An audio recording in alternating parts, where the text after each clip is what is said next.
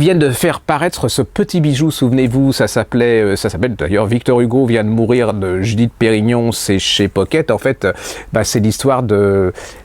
Victor Hugo est mort, c'est l'histoire des funérailles, de ce moment assez extraordinaire où il y a eu des millions de Français qui sont venus à Paris pour assister aux funérailles de Victor Hugo.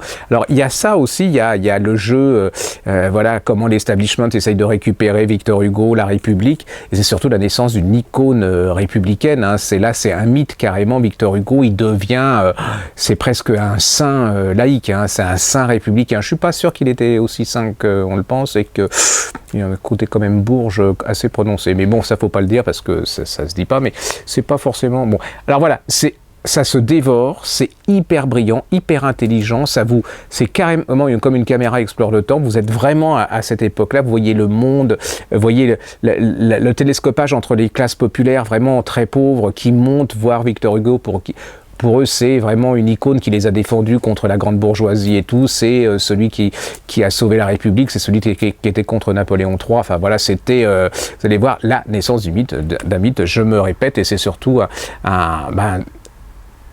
elle raconte absolument merveilleusement avec un style parfait, c'est intelligent, c'est brillant, voilà, donc on va pas faire des tonnes là-dessus, c'est une évidence, ça s'appelle Victor Hugo vient de mourir de Judith Pérignon, c'est aux éditions Pocket.